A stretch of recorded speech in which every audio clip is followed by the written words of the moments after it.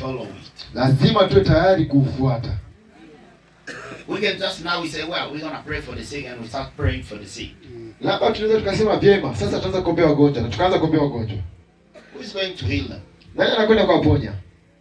Preachers? Wahubiri? Hapana. When the time comes for the healing, I will let you know. Wakati wa uponyaji utakapofika nitawaambieni. But first of all, I'm following the way the Lord is leading things. Lakini kwanza ninafuata namna ambavyo Mungu anaongoza mambo. And please don't put that pressure on me. Na tafadhali msiniwekee huo msukumo kwangu. Because you can mislead me. Kwa sababu mnaweza ukaniongoza vibaya. The Holy Spirit, Roho Mtakatifu, wants even the sick to receive first God in their soul. yeye mwenyewe kwanza anataka wagonjwa wampokee Mungu kwenye nafsi. Yema. That's true. The Holy Spirit knows Roho Mtakatifu anajua that there are people here kwamba kuna watu hapa who need even financial help, ambao hata wanahitaji msaada wa kifedha, who need even money ambao hata wanahitaji pesa and prosperity. na mafanikio. But me, I am not a preacher of financial or things like that. Lakini mimi sio mhubiri wa mambo ya kifedha au mambo kama hayo. For sure, God uses me a lot in that. Kwa hakika Mungu hunitumia sana kwa hayo mambo. But it is a bet. Lakini ni mtego au chambo. To bring people to Christ. Ni chambo cha kuleta watu kwa Kristo. Amen. So that they receive eternal life. Ili kwamba waweze kupokea uzima wa milele. God will not appreciate me because I have prayed for many sick, they are healed, or I have prayed for poor people, they are blessed. No. God will appreciate me of how many souls I have brought to Him. Amen. Mungu hata nikubali kwa labda kazi ambayo nimemfanyia au nimeombea watu wengi wamepona. Bali Mungu atanikubali kwa zile nafsi ambazo nimemletea. Amina. That's true. Amen. Amen. So please, Kwa hiyo tafadhali, I want to follow the way God is leading things. nataka kufuata namna ambavyo Mungu anaongoza mambo. And you should pray for me. Nanyi mnapaswa kuniombea So that I respect that. ili kwamba niweze kuheshimu hilo. Even if the Lord does not allow me to pray for the sick, I will not pray. Hata kama Bwana hata niruhusu niombea wagonjwa, sitawaombea. That does not make me a man who does not have that healing or miracle or gift. No. Hilo halitanifanya mimi niwe mtu ambaye sina kipawa cha uponyaji au kipawa cha miujiza. Hapana. But I know what the prophet says. Lakini najua kile nabii anasema. The prophet says that God does not make spectacles. Nabii anasema Mungu afanyi watu wa kubashiri. Spectacles, no spectacles, you know, to make people, you know, like. Yani kuwafanya watu wa kupende. No, not that. I'm not saying that. Spectacles. Maonesho, show off. Yes. Show us. God does not make show. Mungu afanyi maonesho. When God does something, Mungu anapofanya kitu, He has got a purpose. ana kusudi For His glory. Sure, brother. Amen. That's true. And we are here to glorify the Lord Jesus Christ. Na tuko hapa kumtukuza Bwana Yesu Kristo. Amen. I will be happy. Nitakuwa na furaha If I know kama nitajua that people have received the true God. kwamba watu wamempokea Mungu wa kweli. Amen. I will be at peace. Nitakuwa katika amani. We are not in a competition. Hatuko katika mashindano. Yes, of how we demonstrate how powerful we are in preaching or ya jinsi gani tunaonyesha kwamba sisi tuna nguvu gani katika kuhubiri au vyovyote. No. Hapana. Amen. Amina. So please. Kwa hiyo tafadhali, listen to this. Sikiliza hili. Receiving the baptism of the Holy Spirit. Kupokea ubatizo wa Roho Mtakatifu. It's a new birth. Ni kuzaliwa upya. No, you can't get in here and then you sneeze or you sleep. Hauwezi ukaingia ndani hapa alafu kasinzia au kalala. I take it as an insult to me. Mimi kwangu nachukulia hilo kama tusi. Very serious. Nachukulia kwa kumaanisha sana. Because you don't know what it takes.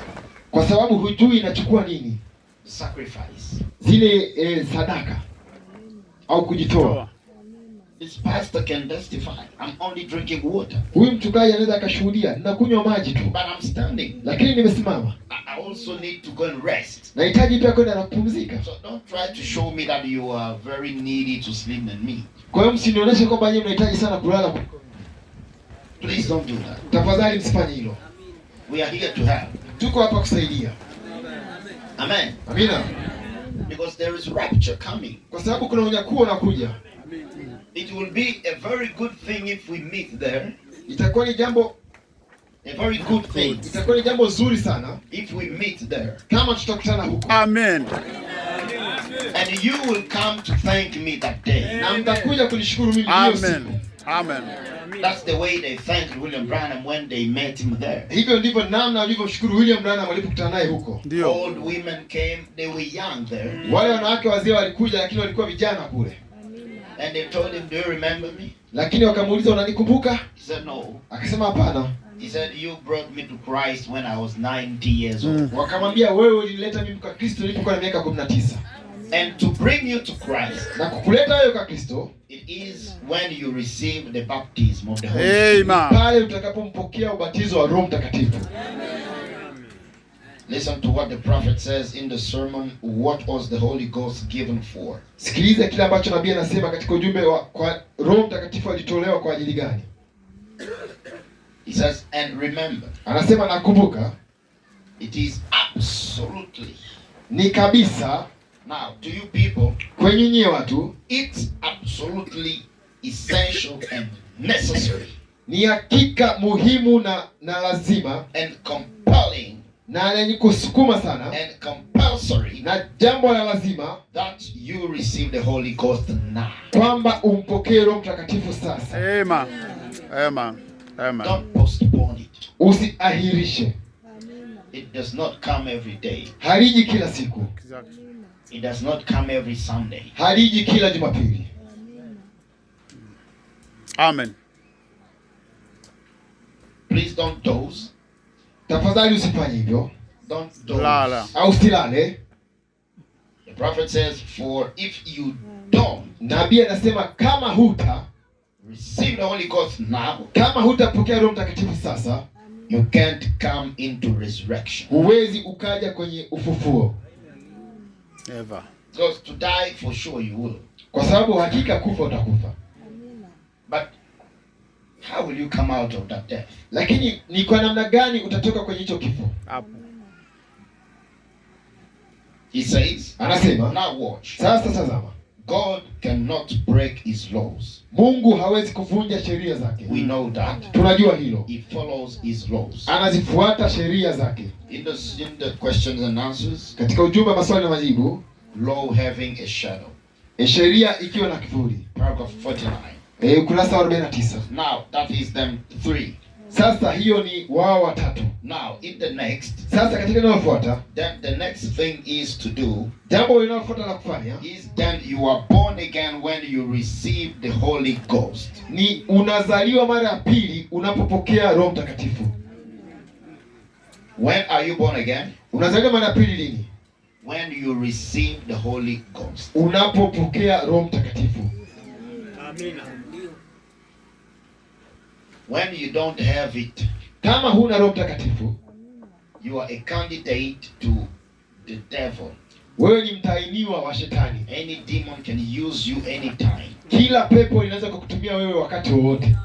When you are sleeping, you can see yourself sleeping with a woman. Unapokuwa umelala unaweza kujiona umelala na mwanamke which is not your wife. Ambaye sio mke wako. Or you see yourself with a man. Au unalala unaota umelala na mwanamume who is not your husband. Ambaye sio mume wako. How can it happen? Inawezaje kutokea hiyo? It is that in the soul. Ni hiyo katika nafsi. But the body shows you what is in you. Lakini mwili wako unakuonesha kile kilicho ndani yako. Which means that you die in that condition, you go to hell. ambayo inamaanisha kama utakufa kwenye hiyo hali utaenda kuzimu. You are not born again until you receive the Holy Spirit. Wewe hujazaliwa mara ya pili mpaka pale utakapompokea Roho Mtakatifu. Believing the end time message, it is not the Holy Spirit. Kuamini ujumbe wakati wa mwisho sio Roho Mtakatifu. But to be a true message believer, lakini kuwa maamini wa kweli wa ujumbe, it is when you receive the baptism of the Holy Spirit. Ni pale ambapo umepokea ubatizo wa Roho Mtakatifu. Amen. Which is the mystery of Christ in you. Ambayo ni siri ya Kristo ndani yako. Amina. Christ living in you. Kristo akiishi ndani yako. Christ speaking in you. Kristo akinena ndani yako. It's a birth. Ni kuzaliwa. The prophet says, nabii anasema, that's when you are converted. Hapo ndipo unakuwa umeongoka. When you receive the Holy Spirit, unapopokea Roho Mtakatifu, then you are converted. Hapo ndipo umeongoka. Amen. Amen. He says, anasema, you might be in process of conversion. Unaweza kuwa upo kwenye mchakato wa kuongoka, but you are not converted until it's completed. Lakini bado hujaongoka mpaka huo mchakato umekamilika. Amen. And you are sealed into the kingdom of God. Nawe umetiwa muhuri katika ufalme wa Mungu. Sealed down, just like if I start loading a box car out here. Umetiwa muhuri tu kama vile ambavyo unaweza kuwa napakia maboksi kwenye gari. Until the car box is full, plenty full. Mpaka hilo gari linapokuwa limejaa kikamilifu kabisa. And we don't seal it until we shake, we find no place inside, and then we can seal it. Na tulitii muhuri mpaka tulitikise tuone kwamba limejaa sehemu zote, ndipo tunaweza tukalitia muhuri. So you cannot corrupt God. Kwa hiyo huwezi kumpotosha Mungu. With what? Utamhonga na nini? What will you give him to corrupt him? Utampa nini ili uweze kumhonga au mpe rushwa? He needs your faith. Anahitaji imani yako. And faith works with sincerity. Na imani inatenda kazi na unyoofu. You can't have faith when you are not sincere. Huwezi kuwa na imani kama sio mnyoofu. Please, tafadhali. I'm telling you these words. Nawaambia maneno haya because we are going to experience something. Kwa sababu tunaenda kuona kitu fulani. I want you to be determined. Nataka muwe mmedhamiria as you look at this picture. Kama mnavyoitazama hii picha. To receive him. Kumpokea yeye. The Jesus of Nazareth. Yesu wa Nazareth.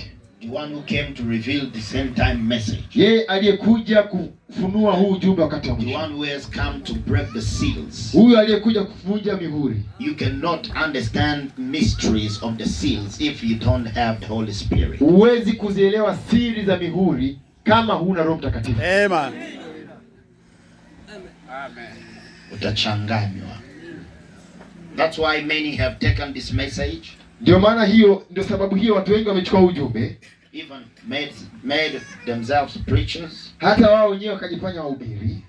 And we have now different doctrines. Na sasa hivi tuna mafundisho ya tofauti. That is not the Holy Ghost. Huyo sio Roho Mtakatifu. The problem is that we have received pastors who have not been converted. Tatizo ni kwamba tumepokea wachungaji ambao bado hawajaongoka kikamilifu.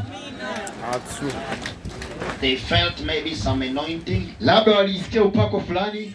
And then they said, yes, I've been called to preach. Na ndipo wakasema, okay, nimeitwa sasa kuhubiri. And now we are confused. Na sasa tumechanganyikiwa. With different doctrines. Na mafundisho tofauti. But we all say that we have got the Holy Ghost. Lakini wote tunasema kwamba tumepata Roho Mtakatifu. No. Hapana. The Bible says in Joel. Biblia inasema katika Yohana. Joel. Katika Yoeli. That when the Holy Ghost will come, wakati Roho Mtakatifu atakapokuja, there will be no more confusion. Hakutakuwa na mchanganyiko tena. But why are we still confused? Lakini kwa nini sasa bado tumechanganyikana? Because we have preachers who need to receive the Holy Ghost. Ni kwa sababu tuna wahubiri ambao wanahitaji kumpokea Roho Mtakatifu. And when you receive the Holy Ghost, na utakapompokea Roho Mtakatifu, he is your inner teacher. Yeye ni mwalimu wako wa ndani. In the sermon, The Heavenly Home, the prophet says, katika ujumbe wa makao ya mbinguni, nabii anasema, the future home, makao ya baadaye of the bride, ya bibi harusi, the bridegroom, ya bibi harusi na bwana harusi. Paragraph 195. Ukurasa wa 191. The prophet says, nabii anasema, the proof, uthibitisho that you have got the Holy Ghost, kwamba una Roho Mtakatifu, it is when you have the clear understanding of the word of God. Ni pale utakapokuwa unauelewa mkamilifu wa neno la Mungu. Well, now we're gonna stand here 5 pastors. We all claim that we've got the Holy Ghost. Sasa tutasimama hapa wachungaji 5 na kila mmoja atadai kwamba ana Roho Mtakatifu. But all of us 5, we don't understand things the same way. Lakini sisi wote 5 hatuelewi mambo kwa namna moja. Then we don't have the same spirit. Ndipo hatuna roho moja. Because the same spirit will work the same way. Kwa sababu roho moja atatenda kazi kwa namna moja. When Peter received him, wakati Petro alipompokea, Paul was not there. Paulo hakuwepo pale. But when Paul received him, lakini Paulo alipompokea, the teaching of Paul did not contradict the teaching of Peter. Mafundisho ya Paulo hayakukinzana na mafundisho ya Petro. The problem is in the pulpit, not here. Tatizo liko kwenye mimbara, sio hapa. We need humble servant of God. Tunahitaji watumishi wa Mungu wanyenyekevu, who can recognize ambao wanaweza wakatambua that I'm wrong, kwamba niko makosani.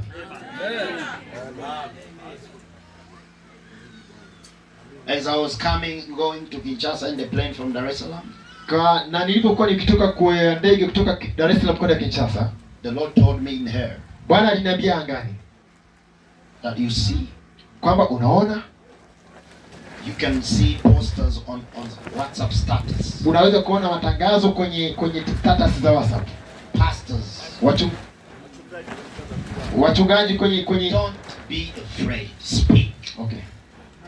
Pastors, wachungaji displaying the revival meetings, wakionyesha mikutano yao ya ufufuo kwenye WhatsApp, which they call themselves revival meetings, ambayo wao wenyewe wanaita hiyo ni mikutano ya ufufuo. God told me, Mungu aliniambia, it is fake revival. Ni uamsho wa uongo. And the Lord told me this. Na Bwana aliniambia hili. The preachers that I am looking for now, wahubiri ambao ninawatafuta sasa, I'm looking for the preachers of the rapture. Natafuta wahubiri wa unyakuo. Amina. The Lord told me, Bwana aliniambia, I'm looking for the preachers, natafuta wahubiri who preaches people to make them ready for the rapture, ambao wanahubiria watu wawe tayari kwa ajili ya unyakuo, who tell people that Jesus is coming back, ambao wanawaambia watu kwamba Yesu anarudi tena.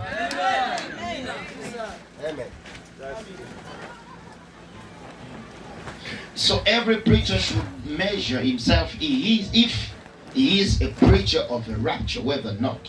Kwa hiyo kila mhubiri anapaswa kujipima mwenyewe, ajiangalie kama yeye ni mhubiri wa unyakuo au la. What changes the church? Kinachobadilisha kanisa, it is not how good my sermon is. Sio ni namna gani mahubiri yangu ni mazuri. It is not how good it is anointed. Sio namna gani upako wangu mzuri. How nice it is structured. Au ni upangiliaje vizuri. No. Hapana. That will give you knowledge. Hayo yatakupatia hekima za kiakili. Akili tu, hekima za kiakili. Kwenye ubongo utakuwa na ufahamu nyingi sana ya maandiko. Amen. But lakini what will change your soul? Kitakachobadilisha nafsi zenu, it is the life of Jesus which is in my soul. Ni maisha ya Yesu ambayo yako ndani ya nafsi yangu. Then it will enter in your soul. Na ndipo yakaingia kwenye nafsi yako. Because the prophet says, nabii anasema, life goes from one body to another body. Uhai unatoka kutoka mwili mmoja kwenda kwenye mwili mwingine. That's what the Bible says, the key for the Holy Ghost. Hiyo ndio sababu ambayo Biblia inasema funguo ya Roho Mtakatifu. that God gave to Peter. Ile ambayo Petro alipewa na Mungu. This is deep. Hii ni la kilindi sasa. You can be preached very nice. Unaweza mkahubiriwa vizuri sana. But to receive the life. Lakini kupokea uhai. Life comes from life. Uhai unatoka kwenye uhai. So that's why a man of God, hiyo ndio sababu mtumishi wa Mungu must preach his life. Lazima ahubiri maisha yake. Because people receive the spirit which is on the pastor. Kwa sababu watu wanapokea roho ambayo ipo kwa mchungaji. If it's the Holy Ghost, they receive it. Kama ni Roho Mtakatifu wataipokea. If it's the polygamy, they receive it. Kama ni roho ya mitara wataipokea. If it is a spirit of taking debts, kama ni roho ya kuchukua madeni, they will receive the same. Wataipokea hiyo roho. If the pastor has got what himself calls my weakness is watching pornography, in the church brothers will have the same issues. Kama mchungaji udhaifu wake ni kutazama picha za ngono, wandugu huko pia watapokea hiyo roho. But now the brothers will be fighting against that spirit without knowing that the pastor is in it. Na hapo sasa kwamba wandugu watakuwa wanapambana na roho ambayo hawajui kwamba mchungaji wao ndio anapambana nayo pia hiyo. Me, I believe William Branham. Mimi namwamini William Branham. He's the prophet. Yeye ni nabii. Whatever I say comes from him. Chochote ninachosema kinatoka kwake. Life today is receiving words from that man. Uhai leo ni kupokea maneno kutoka kwa huyu mtu. It is not sermons that will only change you, no, but life. Sio mahubiri tu ambayo yatakubadilisha wewe, lakini pia maisha. What made that the disciples of Christ were changed? Kile kilichofanya wale wanafunzi wa Yesu wakabadilishwa, it was not because Jesus was a good preacher, no. Sio kwa sababu Yesu alikuwa ni mhubiri mzuri, hapana. But because of his life. Lakini kwa sababu ya maisha yake. Came into the disciples. Yalikuja kwa wanafunzi. So well, I don't know if you catch the depth of this. Kwa hiyo sidhani kama mnapata kilindi cha hili. I don't know. Sijui. That's why you should be praying a lot before you choose a pastor. Hiyo ndio sababu unapaswa uombe sana kabla ya kuchagua mchungaji. Please don't play with your soul. Tafadhali usicheze na nafsi yako. I did not plan to say this. Mimi sikupanga kusema haya.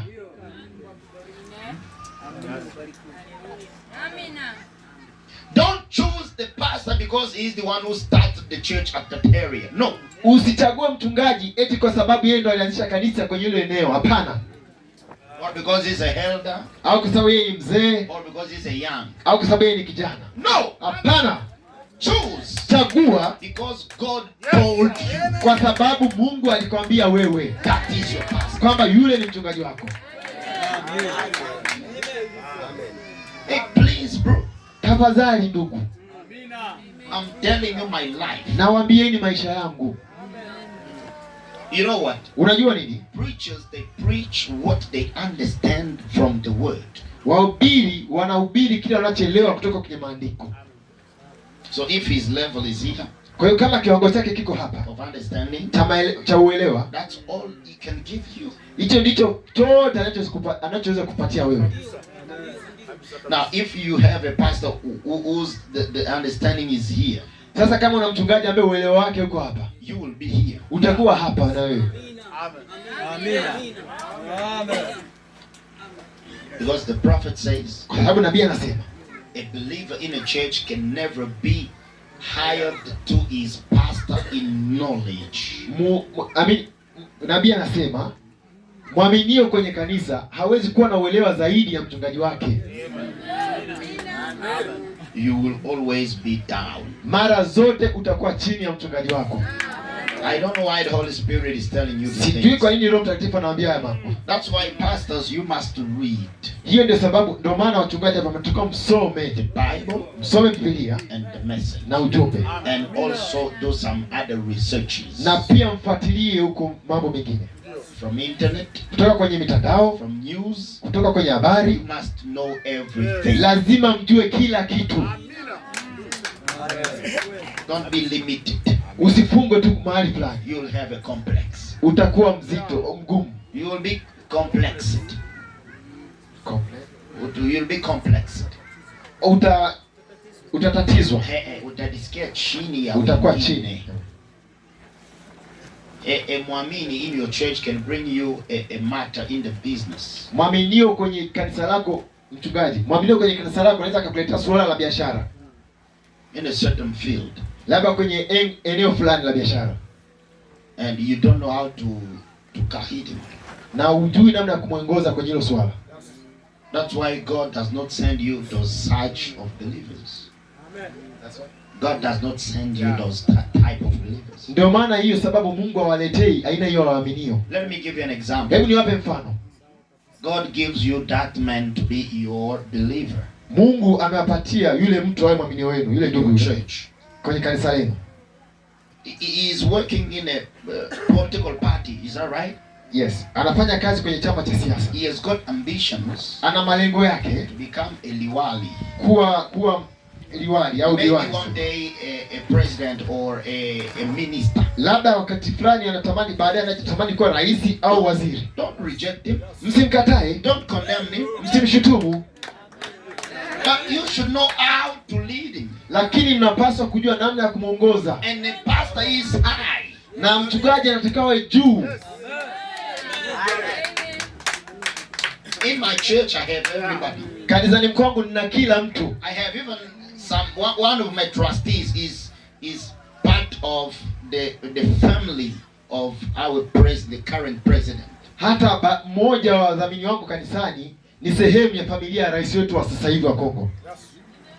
He brings me issues of minerals and big things. That's what he brings to me. Huwa ananiletea mambo ya madini na mambo makubwa. Ananiletea ya maswala. Oh, that lorry, when we took the minerals to that company, we did not have enough of this result, so we lost such big money. Pray for such and such. He is that way, and I must be high in understanding how it works. Ananiletea mambo kwamba bwana mchungaji, kuna pesa tulipeleka huko kwenye madini kampuni fulani na haijaleta matokeo mazuri, kwa hiyo nahitaji ushauri. Kwa hiyo mimi napaswa niwe na uelewa juu sana kuweza kumshauri kwenye hayo mambo pia. Otherwise I will lose him. La sivyo nitampoteza. God can bring you a lawyer to be your believer. Mungu anaweza kukuletea mwanasheria awe mwaminio wako. How will you lead him? Utamuongozaje? God can give you a businessman or businesswoman. Mungu anaweza kukupatia mfanyabiashara mwanamume au mfanyabiashara mwanamke. Going to China or all over. Anaenda China au duniani kokote. How will you lead him? Utamuongozaje? Will you running after him to give you money? Utakuwa unamkimbilia unamuomba akupe pesa. Then if you make him a sponsor of your ministry, na kama utamfanya yeye ndio awe mdhamini wa huduma yako, never ask a believer money. Hey, pastors, never do that mistake. Usimwombe mwaminio pesa. Wachungaji, msije mkafanya hilo kosa.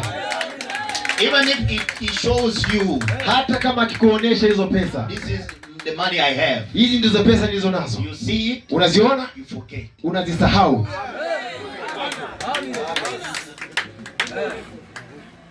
Well, vyema, the Lord knows why. Mungu anajua kwa nini. In the sermon, what was the Holy Ghost given for paragraph 53? Katika ujumbe wa Roho Mtakatifu alitolewa kwa kusudi gani? The prophet says, nabii anasema, but the scripture says, lakini maandiko yanasema in John, katika Yohana, that kwamba no man can call Jesus the Christ. Hakuna mtu anayeweza kumuita Yesu Kristo, Yesu the Christ, Kristo, only by the Holy Ghost, isipokuwa kwa ubatizo wa Roho Mtakatifu tu.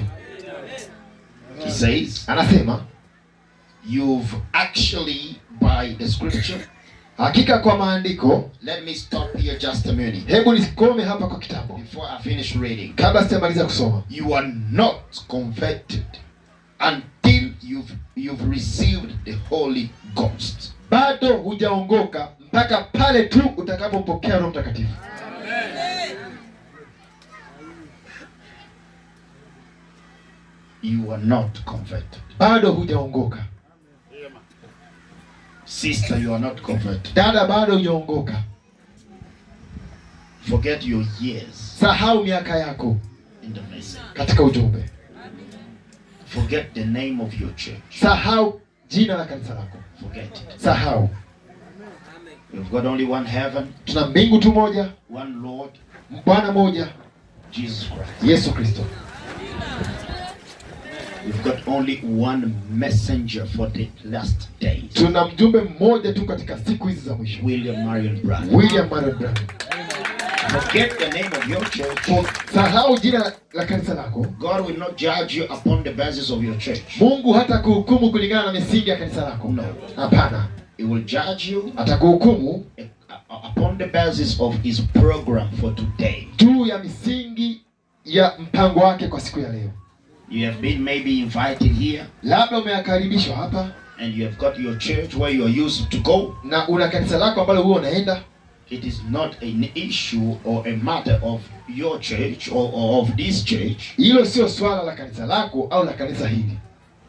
It is a matter of your soul. Ni swala la nafsi yako. Are you sure you are converted? Au una uhakika kwamba umeongoka? And to be converted, Na kuongoka it means that you have received the Holy Spirit, inamaanisha kwamba wewe umepokea Roho Mtakatifu, which is the change of your nature. ambayo ni badiliko la asili yako. Amina. Which is making you be different from worldly things. Ambayo inakufanya wewe uwe tofauti na mambo ya kiulimwengu. It has got nothing to do with the church or denomination. Haihusiani na kanisa au dhehebu. Your soul. Nafsi yako. It has got nothing to do with my title. Haina uhusiano wowote na heshima yangu. Your soul. Nafsi yako. So you must receive the Holy Ghost here. Kwa hiyo lazima upokee Roho Mtakatifu hapa And go back into your church. na uende kwenye kanisa lako. Amina. Amen.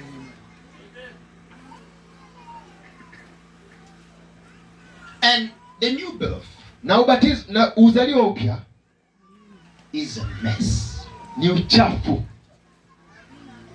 When you are born again Unapozaliwa mara ya pili of the Spirit from above, kwa Roho kutoka juu of Jesus Christ, ya Yesu Kristo, when He comes in you, anapokuja ndani yako, you are out of you. unatoka ndani yako. You are out of you. I mean, you are not normal. Yaani unakuwa sio wa kawaida. Amina. You will experience things. Utaona mambo. You will maybe cry bitterly. Unaweza ukalia vibaya sana. You may manifest some things. Unaweza kudhihirisha baadhi ya mambo. You can fall down. Unaweza kuanguka chini. It is a birth. Ni uzalio. It is a birth of you becoming new person. Ni kuzaliwa kwa wewe kuwa mtu mpya. So it's a mess. Kwa hiyo ni mchafuko. You're gonna become very hot. Utakwenda kuwa wa moto sana. Hot. ODD. Utakwenda kuwa wa kipekee sana. Amina. In my Kiswahili in Congo we say utakuwa wa ovyo. Amen. I don't know if you understand it here. Amen. You become hot. Utakuwa wa kipekee au wa hovyo. Wenda wazimu. You forget your business, you forget your personality, you forget. Utasahau biashara yako, utasahau hali yako kwa ajili ya Roho Mtakatifu. So for you must have it or die. Kwa hiyo kwa wewe lazima uwe naye au ufe. The prophet says, Nabii anasema for this matter kwa jambo hili of looking for the Holy Ghost, la kutafuta Roho Mtakatifu, you will not even sleep. hata hautalala, You will not even eat. hata hautakula, You will not even bath. hata hautaoga, Because it is nonsense to you. kwa sababu ni upuuzi kwako. The prophet says, Nabii anasema somebody without the Holy Spirit mtu ambaye hana Roho Mtakatifu is less than an animal. yeye ni sio bora zaidi ya mnyama.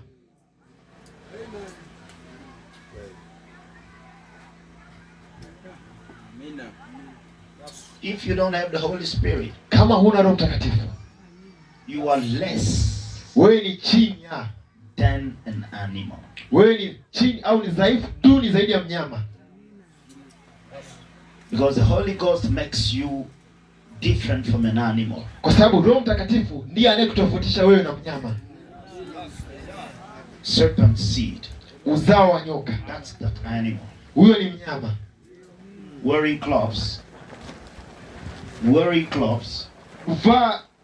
wakivaa mavazi lakini ni wanyama.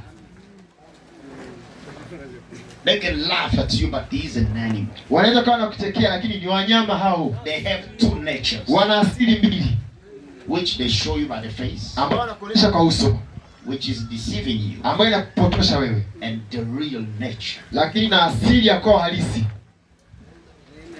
When he gets hungry, mtu anapokukasirikia, that animal, huyo mnyama, better you run. Ni bora ukimbie. Ndio. Amina. Amina. Because he's an animal. Kwa sababu yeye ni mnyama. So you must kill that nature. Kwa wewe lazima uue hiyo asili. Because it pulls you to hell. Kwa sababu inakuvuta kwenda kuzimu. An animal boasts himself, he boasts. Mnyama huwa anajivuna, ana majigambo. Animal. Mnyama. It shows that he is important than you. Anajionyesha kwamba yeye ni wa muhimu kuliko wewe. An animal. Mnyama. So I don't know. Kwa mimi sijui whether you are an animal, kama wewe ni mnyama, or you have got the Holy Ghost, au una Roho Mtakatifu. But this is what we are going to do. Lakini hiki ndicho tunachotaka kufanya. We really don't want to live with animals. Hatutaki kuondoka hapa na wanyama.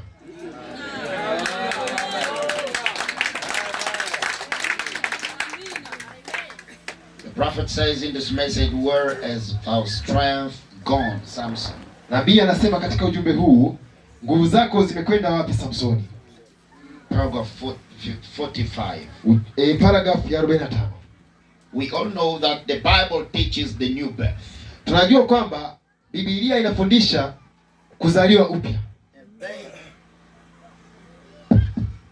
And they substituted handshakes and everything else for the new birth.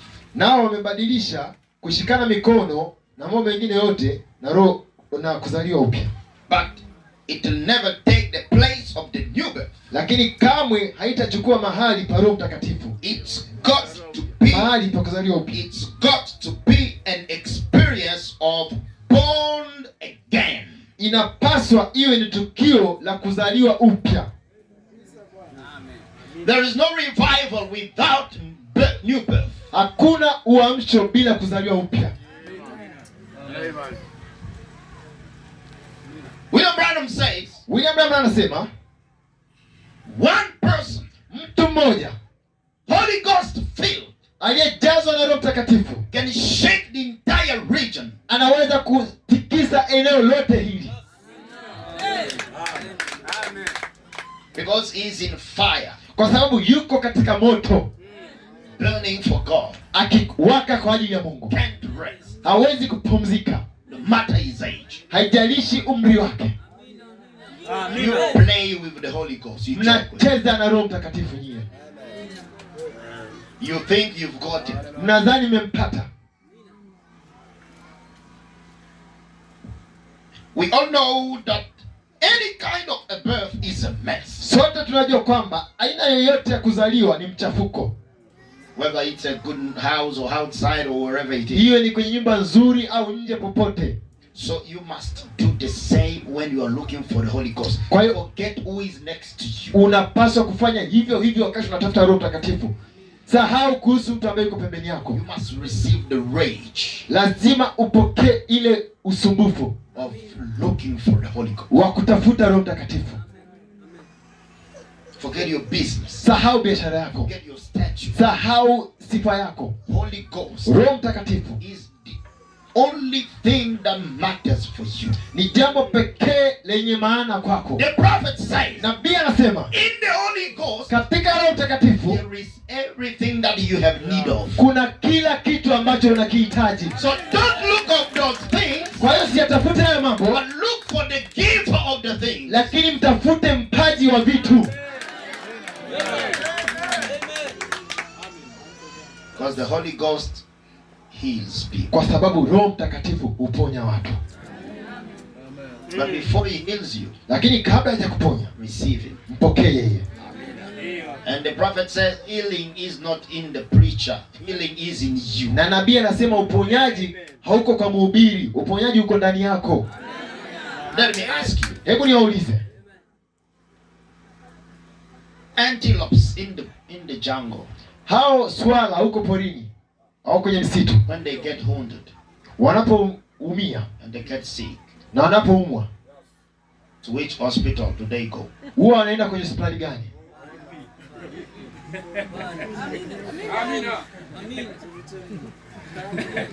Or crocodiles in the water, Au wale mamba kwenye maji, to which hospitals does it go? huwa wanaenda kwenye hospitali Or gani? maybe you think that they don't get sick, Au nadhani huwa hawaumwi? or you think whenever they get sick they die. Au nadhani kwamba kila wanapoumwa wanakufa? No, they don't always die. Hapana, mara zote hawafi. You can even see it with your animals at home. Unaweza kuona hata kwa wanyama wako nyumbani kwako. You don't treat them, but you know that they will get healed. Huwatibu, lakini unajua kwamba wanaenda kupona. How Kwa jinsi gani does it happen huwa inatokea? without medicine? Bila tiba.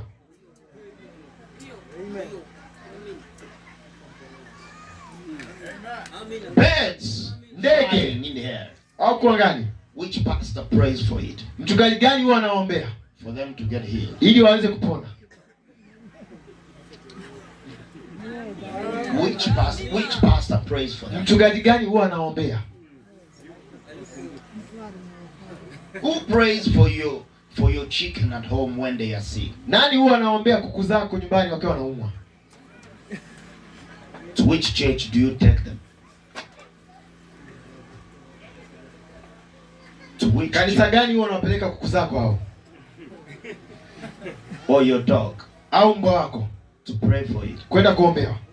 So if God Kwa hiyo kama Mungu can heal animals anaweza kuponya wagonjwa, kuponya wanyama without any external intervention, bila ya bila ya jambo lolote kufanyika kwa hao wanyama kutoka nje, it means that God can heal you inamaanisha kwamba Mungu anaweza kukuponya wewe without me praying for you. bila ya mimi kukuombea. It takes you to understand Inahitaji wewe kuelewa what faith means. nini inamaanisha imani. Me, I don't heal. Mimi siponi. That's why even Jesus Hata ndio maana hata Yesu was asking people before he prays for them. alikuwa anauliza watu kabla ya kuombea. So don't put the blame on the preacher. Kwa hiyo usiweke malalamiko kwa mhubiri. It is you. Ni wewe. Healing is in you. Uponyaji uko ndani yako. If healing is in an animal, in a bird, in a fish, Kama uponyaji upo kwa mnyama, ndege au samaki which does not have the soul, ambao hawana nafsi,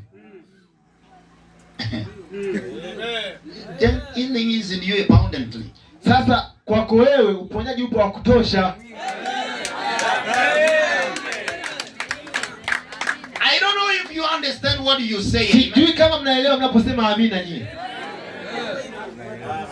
So when you receive the Holy Ghost, Kwa unapopokea Roho Mtakatifu, you receive God. unampokea Mungu. And in God there is everything. Na katika Mungu kuna kila kitu.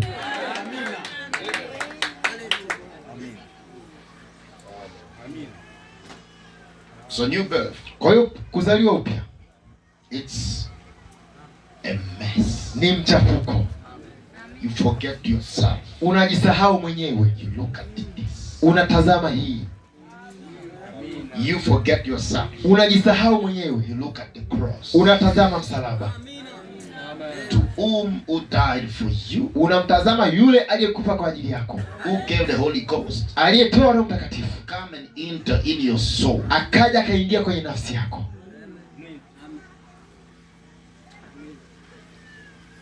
So we are going to close our eyes. Kwa hiyo tunakwenda kufunga macho yetu, Not to sleep, sio kulala, not to doze. sio kusinzia.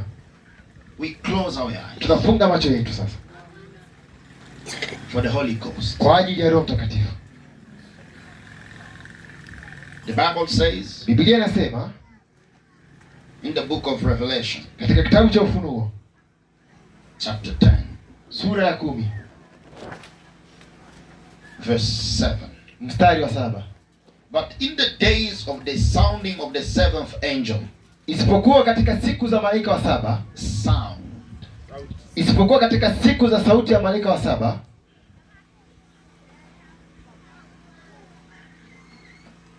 when he is about to sound, atakapokuwa tayari kupiga baragumu, the mystery of God will be finished, hapo ndipo siri ya Mungu itakapotimizwa, as he declared to his servants the prophets. kama alivyowahubiri watumishi wake hao manabii.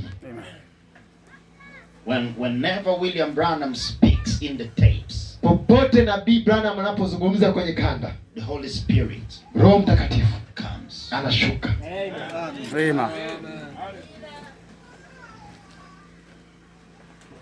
Whenever the prophet of God speaks in the tapes, Wakati wowote nabii wa Mungu anapozungumza kwenye kanda, make sure you receive the Holy Ghost, hakikisha unampokea Roho Mtakatifu, because he is always available. kwa sababu mara zote anakuwepo. Don't let anyone come in now. Msiruhusu mtu mwingine yeyote aingie ndani sasa.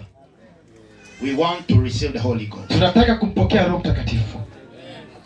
If somebody comes late, give him the chair outside. Kama mtu atakuja kwa kuchelewa, mpeni kiti huko nje. And you who are inside, don't go out. Na nyie mlio ndani msitoke nje.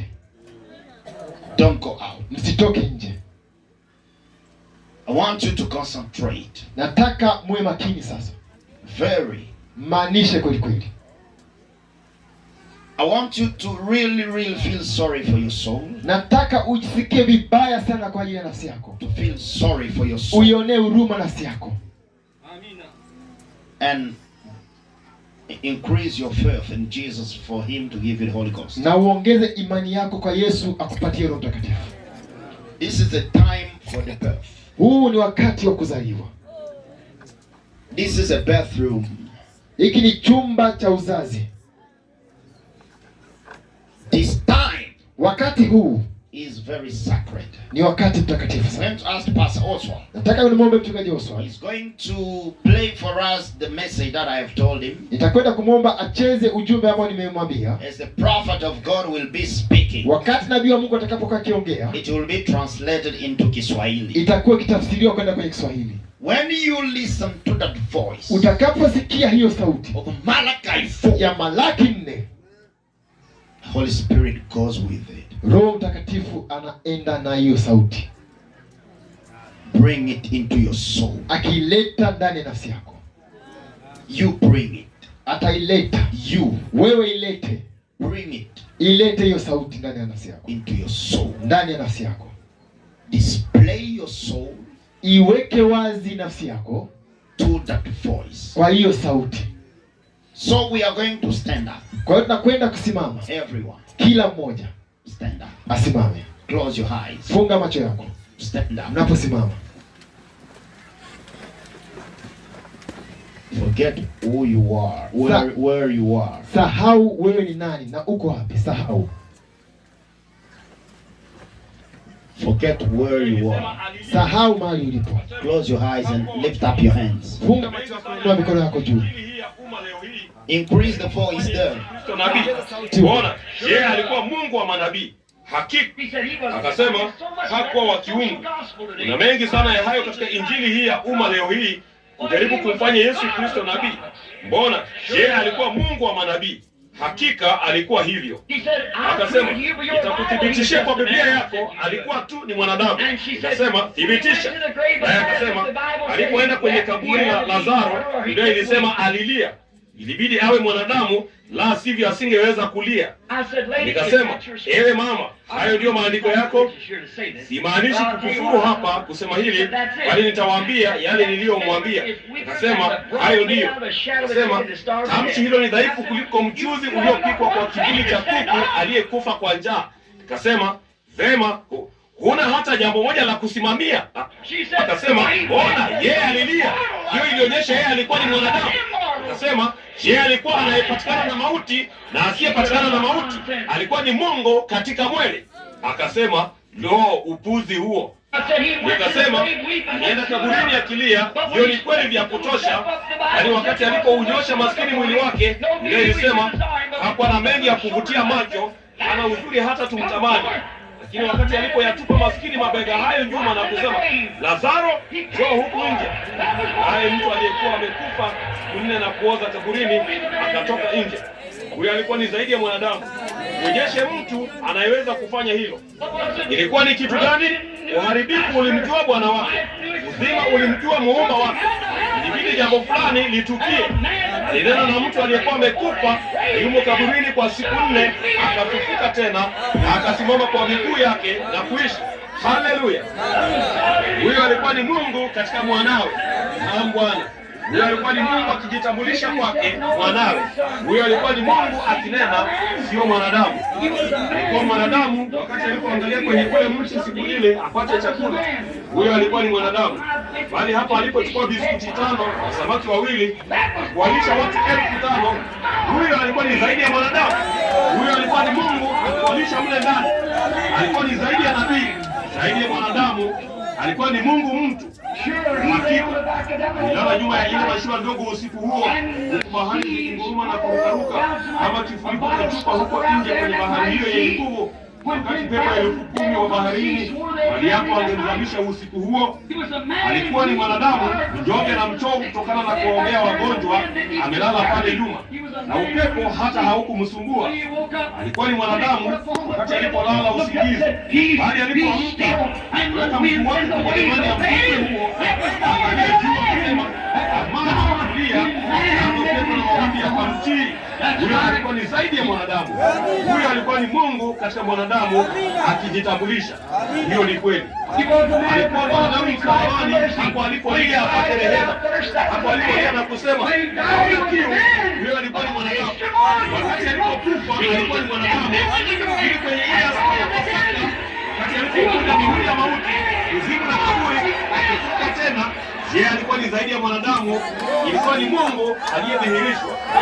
Pia ajabu mshairi anasema, alipoishi alinipenda, alipokufa akaniokoa, alipozikwa aliziondolea mbali dhambi zangu, alipofufuka alinipatia haki bure milele. Moja iwaja, siku yenye utukufu. Yeye alisema, kwa kuwa ni hai, ninyi nanyi mtaishi.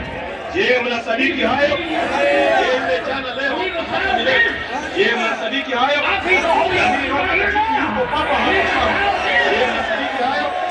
Lakini atakujaza kwa uwezo wake. Je, mnasadiki hayo? Lakini Roho Mtakatifu anataka kutumilia uwezo wake, kuwaponya wagonjwa wote, kufanya watu wote wasio na Roho Mtakatifu wajaze. Je, mnasadiki hayo?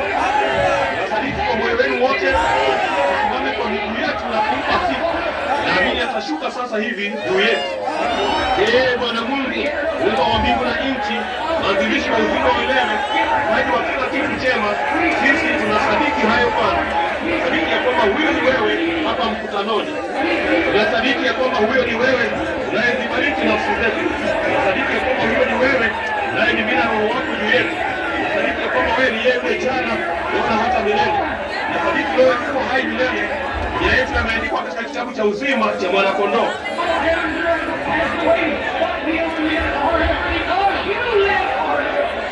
Mbingu zote na nchi zitapita, bali sisi tunaishi milele, maana wewe uko hai milele.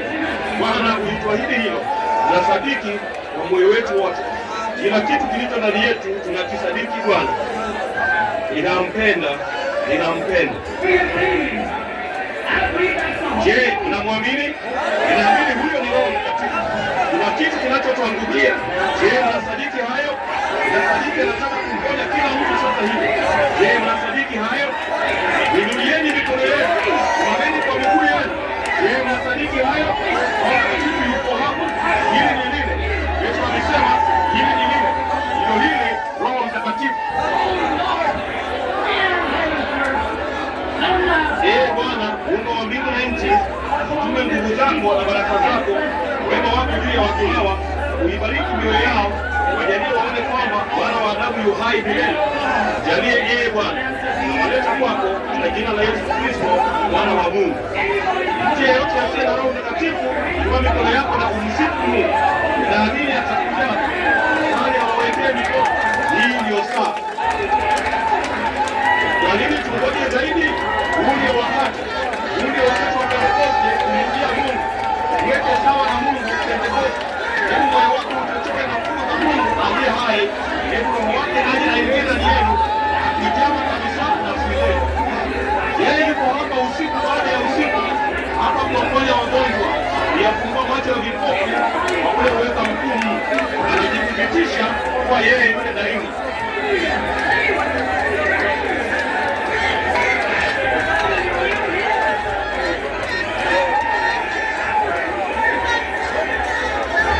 Haleluya!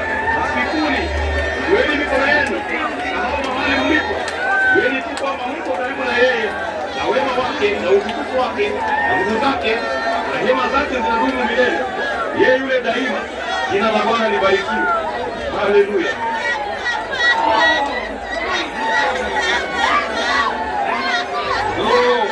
Lisikuni jina lake takatifu. Yeye ni wa ajabu jinsi gani, una nguvu jinsi gani. Wangapi wanataka kuyaweka maisha yenu wakfu kwa Mungu sasa hivi? Kwa mkono wako. Wangapi wanataka kuyaweka maisha yenu wakfu kwa Mungu? Jambo hilo hilo. Weka mikono yenu. Hebu tuone Pentekoste. Hebu tuone watu wa Mungu. Saidia mkono wako. Bwana, mimi hapa nitume mimi. Malaika basi mwenye makao madhabahuni, ulitume nguvu zako juu yetu Bwana.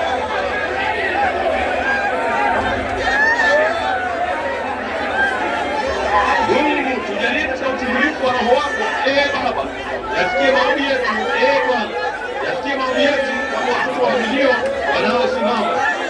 Jina lake lisifiwe.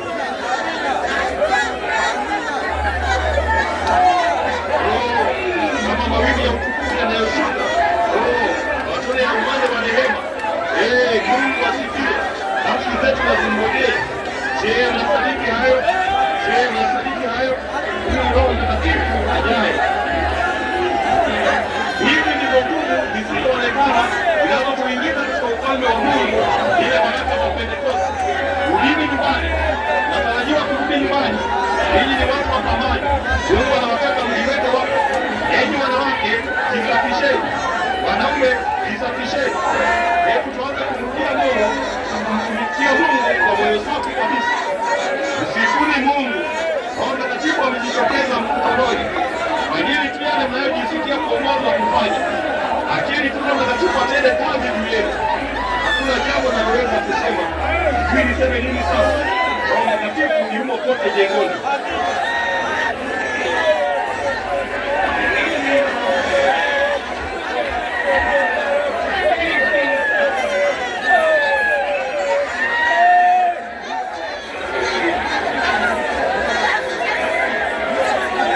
Jina la Bwana libarikiwe.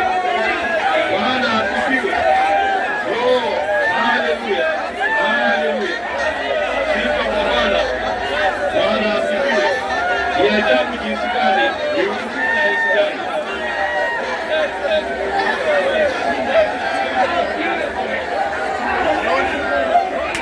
Inapendeza, ni nzuri jinsi gani. Sifa kwa utakatifu wa Bwana juu ya nyuso zenu. Nimewekwa Roho Mtakatifu hapa ukitenda kazi kuonyesha utukufu wake kwenye umati huu wenye moyo mmoja, ukilisifu jina lake. Geuka moja kwa moja na kupeana mikono na mtu fulani kusema, Bwana asifiwe Mungu, Bwana asifiwe dada. Hebu tuingie ndani kabisa, kumruhusu Mungu akutetee. Bwana asifiwe. Hiyo ni sawa. Ili Wamethodisti wote, Wabaptisti na Wapresbiteri, Wapentekoste na Wasabato, wote wale, endeni mikono mbele za Bwana Mungu. Jambo hilo hilo. Haleluya.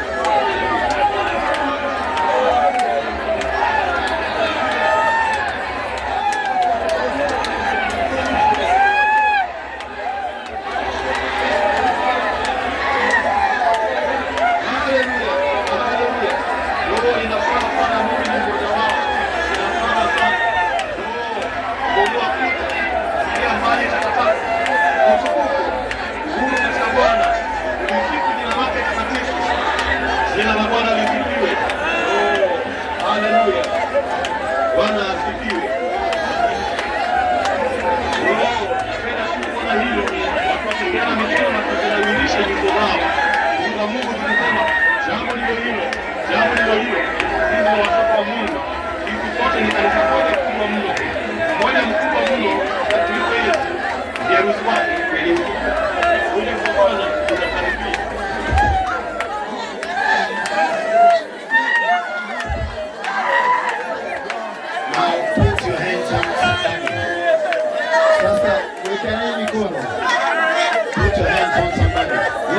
juu ya mtu mwingine.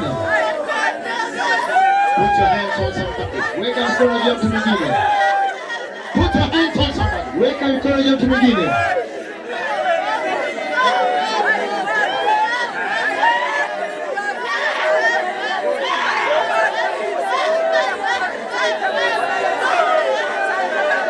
Believe. Amini. In that hand. Amini katika mkono.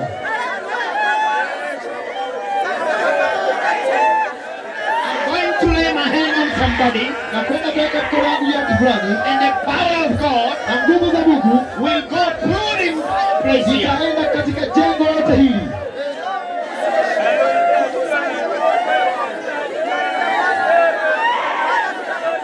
Lord Jesus. Bwana Yesu. Jesus Christ. Yesu Kristo. You are the Lord. Wewe ni Bwana. The only God. Mungu pekee. The God who created us. Mungu aliyetuumba sisi. We are your people. Sikia watu wako. We love you. Tunakupenda. Of your love. Tunapenda upendo wako. You have sent this message Umetuma huu ujumbe to make us one people. kutufanya tuwe watu mmoja. I'm the one God. Na Mungu chini ya Mungu mmoja. I lay my hands Ninaweka mkono wangu on my brother. juu ya ndugu yangu. And I ask you, Ninakuomba wewe. Amina. to release the power Uachie nguvu of the Holy Ghost za Roho Mtakatifu. to enter the people now. Ingie ndani ya watu sasa. In the name of Jesus, Katika jina la Yesu. let them receive Hebu the wapokee Holy Ghost. Roho In Mtakatifu. the name of Jesus. Katika jina la Yesu.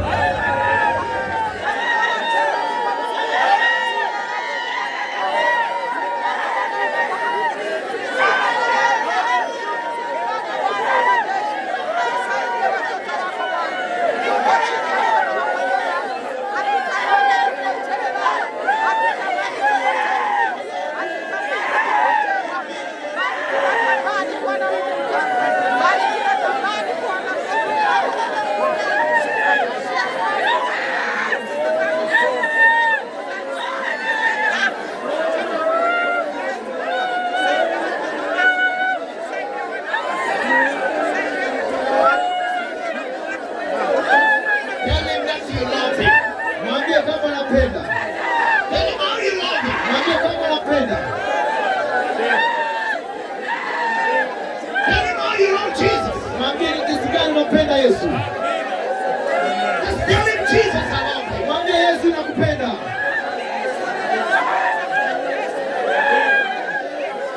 Tell him how I love you, Jesus. Mwambie ni jinsi gani nakupenda Yesu. Tell him how you love him. Mwambie ni jinsi gani nakupenda. Haleluya. Sasa, you are going to hug your brother or your sister. Unakwenda kumpatia ndugu yako au dada yako. You hug him Unamkumbatia and you pray for him being hugged. na unamwombea ukiwa umemkumbatia. Pray for him being hugged. Mwombee ukiwa umemkumbatia. Ask God to have mercy on him Mwambie Mungu ana rehema juu yake and give him the Holy Ghost. na mpatie Roho Mtakatifu By love, kwa upendo, with love, kwa upendo. hug him. Kumbatie. Hug him. Kumbatie. Ask God Muombe to Mungu have mercy. awe na rehema. Ask God, Muombe Mungu. the merciful God, Mungu wa rehema. the merciful God. Mungu wa rehema. Ask him Muombe to have mercy. To have mercy awe na rehema on that soul. juu ya hiyo nafsi. Because you don't want to see him in hell. Kwa sababu hutaki kumwona akiwa kuzimu. You don't want to see him lost. Hutaki kumwona akipotea.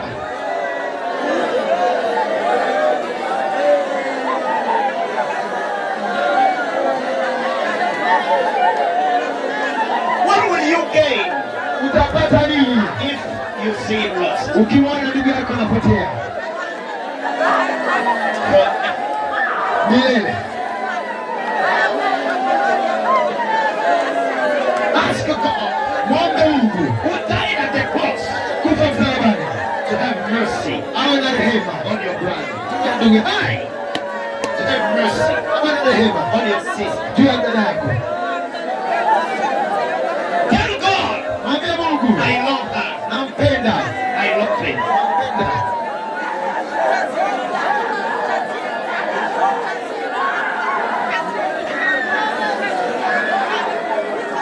If you don't have somebody to pray with, you can join even others who are praying. Unaweza mkaungana pamoja. Join with somebody if you don't have somebody to pray with. Kama huna mtu wa kumkumbatia na kumwambia, unganika na wengine.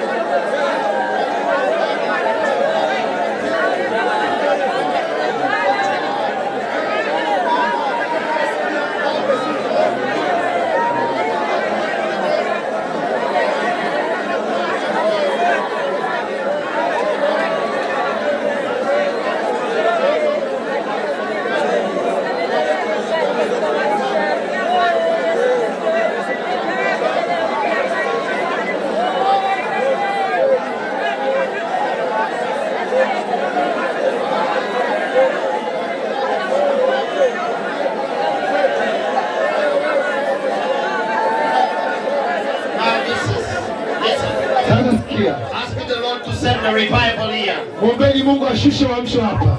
Ask him to send a Mungu revival ashushe uamsho hapa. in Kikomelo. Hapa Kikomero. Ask the Lord, Mwombe Bwana. send your revival Shusha uamsho wako. or kill us. Au tuue.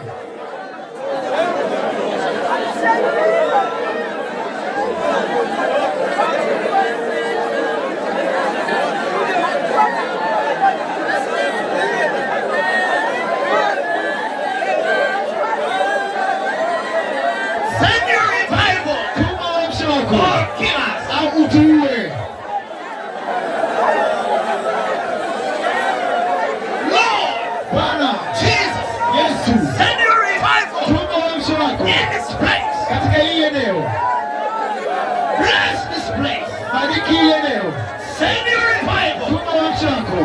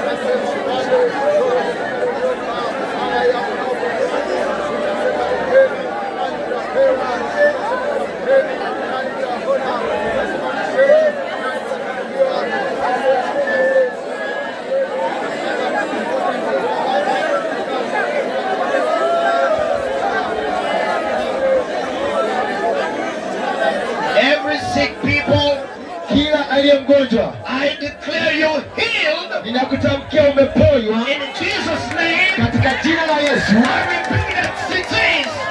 I rebuke that disease.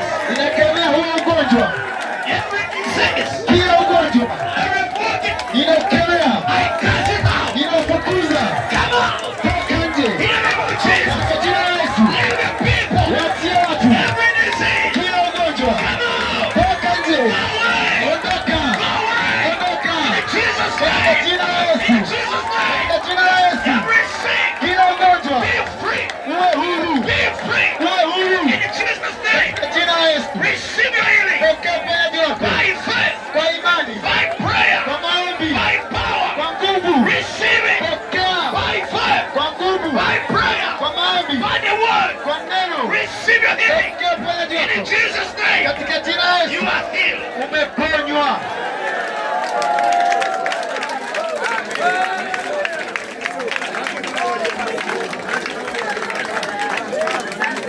This is the time Huu ndio wakati you are going to testify. unakwenda kushuhudia. I want you to say I'm healed. Nataka useme nimeponywa. Confess it. Kiri, Confess your healing. ungama, kiri uponyaji wako. Say I'm healed. Sema nimeponywa. This is the time for your visitation. Huu ndio wakati wa kutembelea kwako. We are going to sing now. Tunakwenda kuimba sasa. I'm going to call for the elder to come and pray. Yes, pray first. Naomba tu uombe kwanza For closing the service. kwa ajili ya kufunga ibada. Before we sing to dismiss. Kabla tukwenda kuimba tukufunga kama. Karibu tuombe. Naomba uombe kwa ajili ya kufunga ibada. Kwa ajili ya kufunga. Kwa macho taomba kwa ajili ya kufunga ibada. Bwana wetu na Mungu wetu, asante kwa neema zako Bwana ambazo umetujalia katika siku hii ya leo. Bwana tunasema asante Mfalme, hatuna jinsi ya kuweza kushukuru isipokuwa wewe Bwana unaweza kushukuru ndani yetu. Amen. Maana yote tumeyaona ni makuu Bwana. Amen. Mungu kilichotuleta najua Bwana tumekipokea. Kwa imani tumepokea Mfalme. Sasa tunapokuwa mahali hapa Bwana, naomba ukawe na dada wote walioko mahali hapa na wandugu wote walioko mahali hapa Bwana na watumishi wetu wote mahali hapa Bwana. Mungu katuwezeshe Mfalme, tunapofukana mahali hapa tunajua tunaondoka na roho yule yule. Mungu atatujalia, atakuwa akifanya kazi ndani yetu tukiona.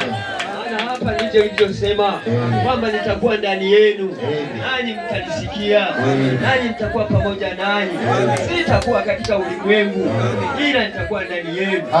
Sasa Mungu tunasema asante Mfalme kwa ajili ya uwezo wako Bwana na kwa ajili ya kuwa ndani yetu. Ni katika jina la Yesu Kristo naomba na kushukuru.